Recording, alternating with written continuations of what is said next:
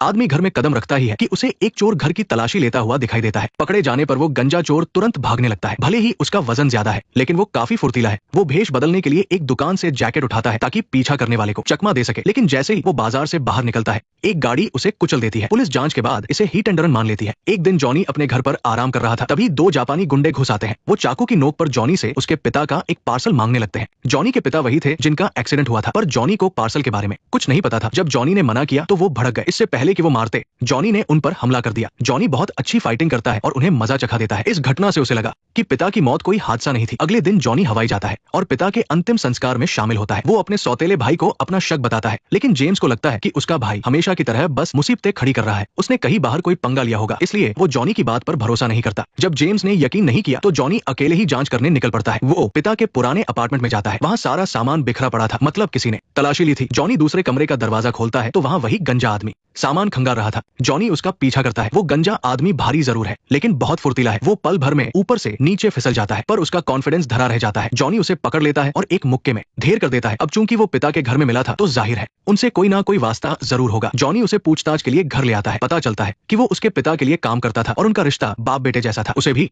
Accident वाली बात पर यकीन नहीं था, इसलिए वो सबूत ढूंढने अपार्टमेंट गया था। ये जानकर जॉनी उस पर भरोसा कर लेता है। बातों बातों में जॉनी की नजर पिता के पुराने सर्फबोर्ड पर पड़ती है। उसका पिछला हिस्सा कुछ अजीब लग रहा था। जॉनी जैसे ही उसे दबाता है, उसके अंदर से एक नक्शा गिरता है। पिता ने जानबूझकर इसे वहां छिपाया था। क्या इसका एक्सीडेंट से कोई कनेक्शन है? जॉनी नक्शे को ध्यान से देखता है। उसमें उन जगहों पर निशान लगे थे जिन्हें तोड़ा जाना था। जब जॉनी उन जगहों को देख ही रहा था, तभी वहां कोई अचानक घुस आता है। वो जेम्स था। दोनों एक दूसरे को मारने ही वाले थे। जॉनी की बातें सुनने के बाद जेम्स को भी लगने लगा था कि पिता की मौत के पीछे कोई राज है, इसलिए वो भी जांच करने आ गया। जेम्स ने अपने संपर्कों से एक्सीडेंट वाली रात की सीसीटीवी फुटेज निकल वाली थी। वीडियो में साफ दिखता है कि गाड़ी ने जानबूझकर पिता को कुचला। गाड़ी पर नंबर प्लेट नहीं थी। ड्राइवर ने रुककर देखा तक नहीं और सीधा भाग गया। आमतौर पर एक्सीडेंट होने पर लोग रुकते हैं, यानी ये पहले से प्लान की गई हत्या थी। वो दोनों उस गाड़ी का पता लगाने के लिए निकलते ही है कि तभी उनकी कार को एक जोरदार टक्कर लगती है। साइलेंस। हमलावर खास उन्हें ही मारने आए थे। जेम्स गाड़ी भगाने की कोशिश करता है, लेकिन वो बुरी तरह फंस चुके थे। भागने का कोई रास्ता नहीं था। जॉनी गोलियां चलाता है, पर उनकी गाड़ी बुलेट प्रूफ थी। तभी वो इतने बेखौफ थे, पूरी तैयारी के साथ आए थे। जॉनी दरवाजा खोलकर बाहर कूदता है ताकि उनके टायर फोड़ सके, लेकिन गोली नहीं लगती। दुश्मनों की फायरिंग बहुत तेज थी। जॉनी बचते हुए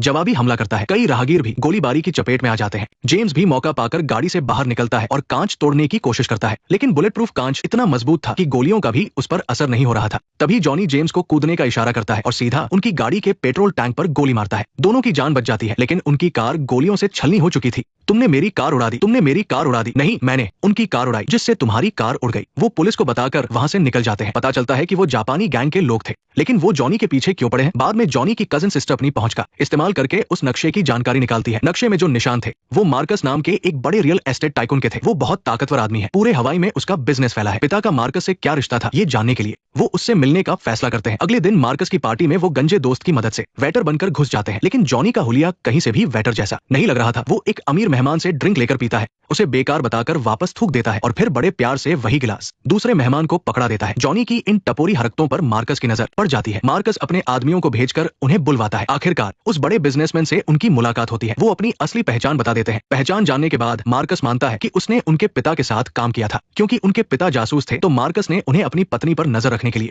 हायर किया था, क्योंकि उसे पत्नी के अफेयर का शक था। लेकिन जॉनी को मार्कस की आंखों में झूठ दिखाई दे रहा था। वो आदमी चालाक था, पर सबूत न होने के कारण उन्हें वहां से जाना पड़ा। अगले दिन जॉनी को उसकी गर्लफ्रेंड टीना का फोन आता है। टीना बताती है कि उसे कुछ मिला है। ड्राइव को देखकर जॉनी को उन खतरनाक गुंडों की याद आ गई जो इसे ढूंढ रहे थे। आखिर इस ड्राइव में ऐसा क्या राज था? मामला गंभीर था, इसलिए जॉनी ने टीना को तुरंत ड्राइव लेकर हवाई आने को कहा। एयरपोर्ट से टीना को लेकर वो चारों घर की तरफ निकल पड़े। रास्ते में जब वो गंजा ड्राइव को डिकोड कर रहा था, तभी जापानी गुंडों ने हमला कर दिया। अचानक उनके सिर पर एक हेलीकॉप्टर आ धमका। जॉनी ने जवाब देने की कोशिश की, लेकिन उसकी छोटी सी पिस्तौल दुश्मन की मशीन गन के सामने बेकार थी। टीना ने देखा कि जेम्स बहुत खराब गाड़ी चला रहा है, तो उसने स्टीयरिंग छीन लिया। हेलीकॉप्टर ठीक उनके ऊपर मंडरा रहा था और गुंडे मशीन गन से सड़क पर अंधाधुंध गोलियां बरसा रहे थे। शुक्र है टीना की ड्राइविंग जबरदस्त थी। उसने बड़ी चालाकी से बाकी गाड़ियों को चकमा दिया। जब हेलीकॉप्टर से बात नहीं बनी तो दो निंजा अचानक सड़क पर आ गए। उन्होंने जॉनी और उसके दोस्तों को घेर लिया। जॉनी ने गोली चलाने की कोशिश की, लेकिन उसका निशाना बहुत कच्चा था। एक भी गोली नहीं लगी। दुश्मन करीब आ रहे थे। तभी टीना ने दिमाग लगाया और अचानक ब्रेक मार दिए, लेकिन वो निंजा बहुत ढीठ निकले। वो उछलकर गाड़ी की छत पर चढ़ गए। एक निंजा छत काटकर अंदर घुसने लगा, तो जेम्स उसे रोकने के लिए भिड़ गया। जॉनी भी लड़ने के लिए गाड़ी से बाहर निकल आया। जॉनी ने खुद को तो बचा लिया, लेकिन वो निंजा किसी चिपकू की तरह पीछे पड़ गया था।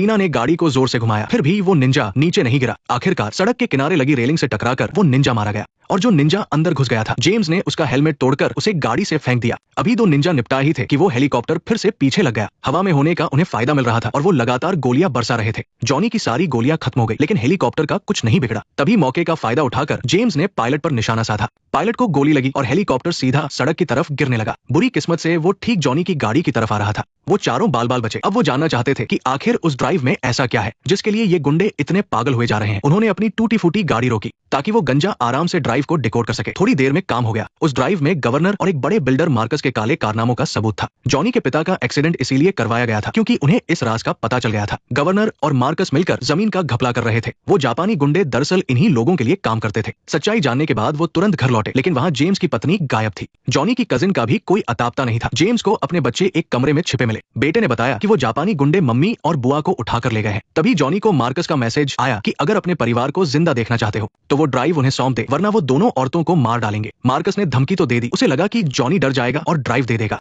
लेकिन उसे अंदाजा नहीं था कि उसने दो सोए हुए शेरों को जगा दिया है। जॉनी और जेम्स जानते थे कि वो गुंडे कितने बेरहम हैं। ड्राइव देने के बाद भी वो सबको मार देते, इसलिए उन्होंने आर पार की लड़ाई का फैसला किया। उन्होंने अपने हथियारों के जखीरे से खतरनाक हथियार चुने और रात के अंधेरे में मार्कस के विला में घुस गए। संतरी कुछ समझ पाते उससे पहले ही उन्हें ढेर कर दिया। जब तक मार्कस को भनक लगी, उसके बाहर के सारे पहरेदार मर चुके थे। साइलेंस, ये गुंडे लड़ने में माहिर नहीं थे, लेकिन तादाद में बहुत ज्यादा थे। वो सब जॉनी और जेम्स को मारने दौड़े, लेकिन जेम्स एक पूर्व फौजी था और अब उसके हाथ में हथियार भी था। उसने अकेले ही तबाही मचा दी। देखते ही देखते उसने सारे गुंडों का सफाया कर दिया। जब वो बेसमेंट में पहुंचे तो मार्कस वहां से भाग चुका था। दोनों औरतों को बचाने के बाद जॉनी मार्कस के पीछे भागा। जेम्स उसकी मदद करने जाना चाहता था, लेकिन गैंग के लीडर नाकामुरा ने उसका रास्ता रोक लिया। उधर जॉनी मार्कस का पीछा करते हुए बंदरगाह तक पहुंच गया। मार्कस नाव से भागने ही वाला था। जॉनी ने उसे ललकारा और दोनों के बीच हाथापाई शुरू हो गई। बिल्डर होने के बावजूद मार्कस लड़ने में काफी तेज था। शुरू में जॉनी पर वो भारी पड़ा। वहीं दूसरी तरफ जेम्स और नाकामुरा के बीच भी घमासान लड़ाई चल रही थी। नाकामुरा अपनी तलवार से जेम्स पर जानलेवा वार कर रहा था, लेकिन ताकत के मामले में जेम्स उससे 21 साबित हुआ। उसे थोड़ी चोटें जरूर आई, लेकिन आखिर में उसने उस गैंग लीडर को मार गिराया। इधर जॉनी की एक गलती की वजह से मार्कस ने उसके कंधे में छुरा घूम दिया। घायल होने की वजह से अब उसका जीतना नामुमकिन लग रहा था। जैसे ही मार्कस उसे मारने वाला था, जॉनी ने ग्रेनेड की पिन निकाल दी। वो उसके साथ ही मरने को तैयार था। साइलेंस, जेम्स ने वक्त रहते पानी में छलांग लगा दी। जॉनी भी सही समय पर दूर हट गया था, इसलिए उसे बस हल्की फुल्की चोटें आई। उसकी जान बच गई, लेकिन मार्कस के चिथड़े उड़ गए। आखिर में उस भ्रष्ट गवर्नर को रिश्वतखोरी और हत्या के इल्जाम में गिरफ्तार कर लिया गया। बुराई का अंत हुआ। इस फिल्म में आपको सड़कों पर लड़ाई से लेकर गाड़ियों की रेस तक सब कुछ देखने को मिलेगा। एक्शन धमाकेदार है, लेकिन फिल्म में एक बात जो दिल को छू जाती है वो है जॉनी का किरदार। वो ऊपर से भले ही लापरवाह और गुस्सैल दिखता हो, लेकिन उसके अंदर अपने परिवार के लिए बहुत प्यार और फिक्र है। कोई भी इंसान परफेक्ट नहीं होता। शायद जब आप किसी को करीब से जानते हैं तभी आप उसकी असली खूबियों को समझ पाते हैं। नेक्स्ट पार्ट देखने के लिए वीडियो को लाइक करो।